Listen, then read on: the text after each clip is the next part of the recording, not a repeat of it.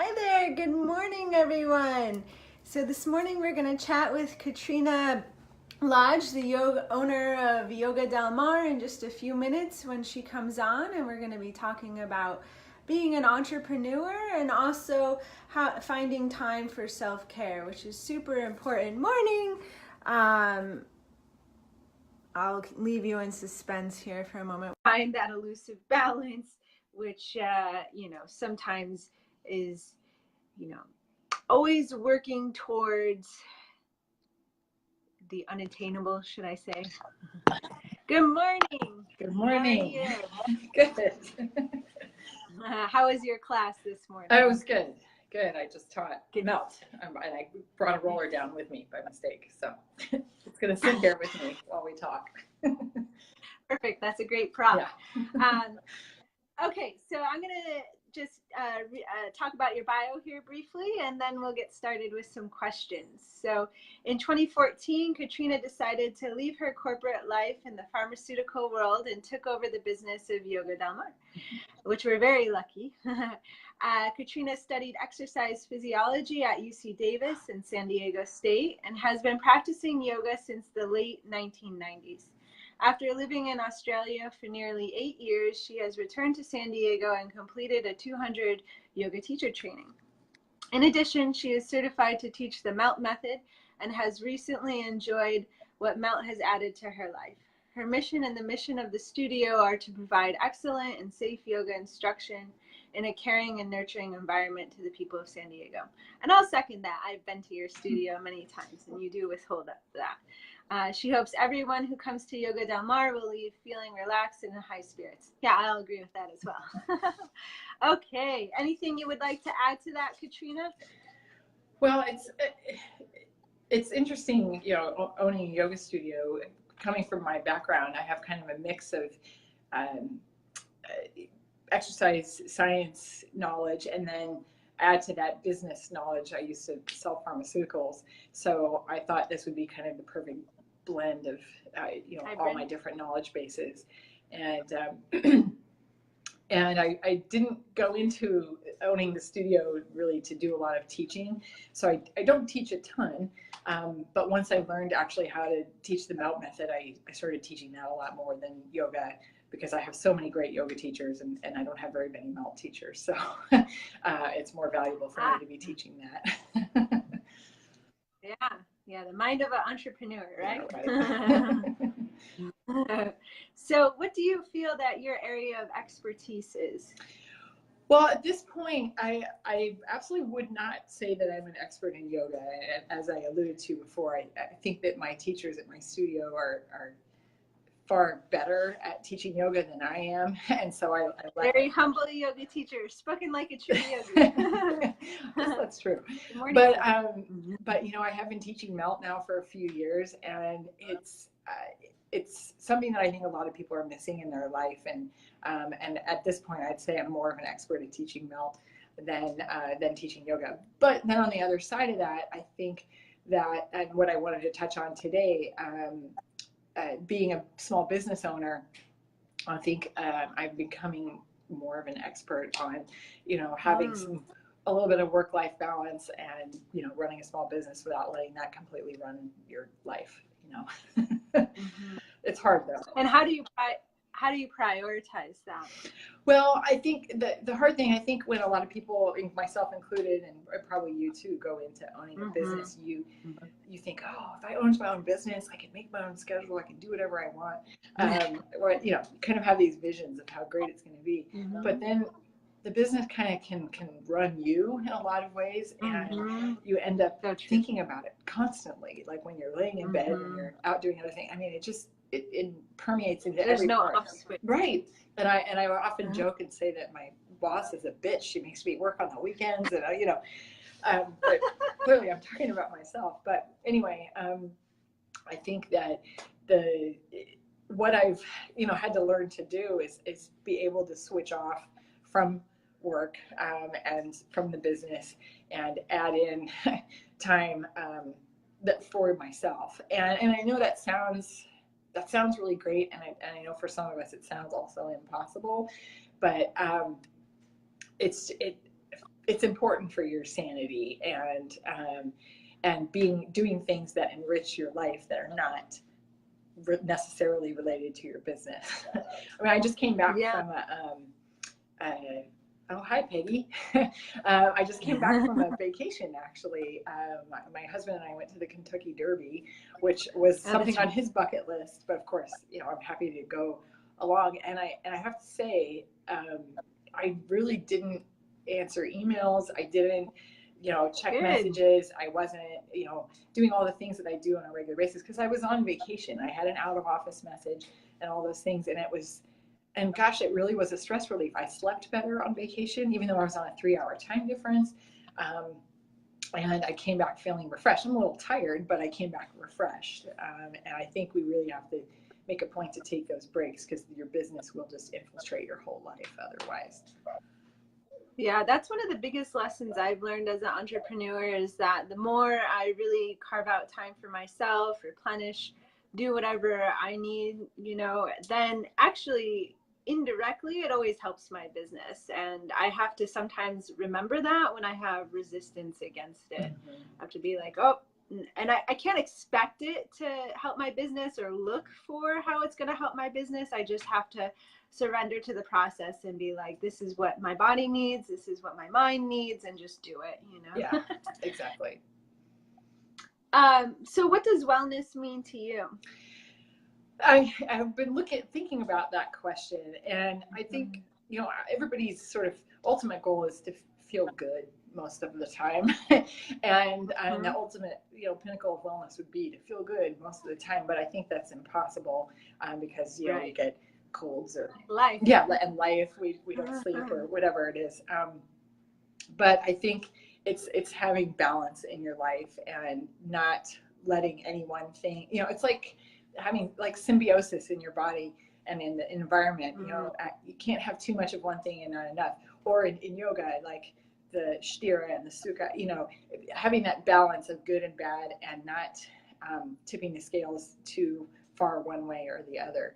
And so in terms of staying well as a human, you know, obviously things like eating good food and getting enough sleep and all those things that we're told all the time are important. But then, as I alluded to before, taking out time for yourself to take vacations, to take a yoga class, to get a massage, you know, and not making that a chore, but making that like a gift to yourself and not feeling guilty for doing that. And I had to be told probably 10 years ago, like, you need to do some things for yourself, because I was very stressed with my life events and what was going on. And I was so used to taking care of other people and everything around me that I had to actually learn how to take care of myself. And because, you know, and it just sounds like cliche, but the more you take care of yourself, the better you are for everyone else. And what you're saying, you're not alone. In fact, Shelly Prosco just sent me her, she just wrote a recent blog on self-care, and she sent me it when she saw our topic. And it's interesting, she wrote something very similar, that sometimes with self-care, we just add it as another activity or something to check off, when in reality, we need to, I think what she's trying to say is go deeper within and give a little bit more compassion to ourselves, and however that may like represent externally. So just not like burdening yourself with one more thing to do. Oh, I got to do this self-care, but like looking at it from a different perspective. So what's the biggest tip you give to your students that come to the studio? Well, so, you know, with teaching these melt classes, just to briefly describe what they are, because people are like, what is she talking about? Yes, do it. The classes involve using soft foam rollers, and we've probably all used a foam roller at some point, either in a Pilates class, or you've seen people at the gym rolling up and down their IT bands and things like that. The difference is our rollers are actually soft. They're made from like memory foam and a special kind of foam that is more forgiving, less painful. Yes, which is super important. Yeah, the whole idea of melting is to loosen up stuck stress and tension in your connective tissue, and we use tools like these rollers, and we have these small balls that you use on your hands and feet to massage your hands and feet. And so the whole class is dedicated to you looking after yourself for an hour and 15 minutes or however long you're there. And I think a lot of people come in feeling stressed or feeling like they have pain in their bodies and will often walk out feeling a lot better. But kind of alluding back to what your friend said about self-care and being compassionate, you also want to be present in what you're doing and just trust that what you're doing in class, trust that what you're feeling is true and really happening in your body, and just really take a moment to sense what is going on within. And we're not really talking about emotions at this point. We're more talking about physically what you feel. But when you're in the class, whether it's yoga, melt, getting massage, just take time to just be in your body, because we spend all day like doing. This is your time to just be and relax and, you know, feel what's going on and enjoy it.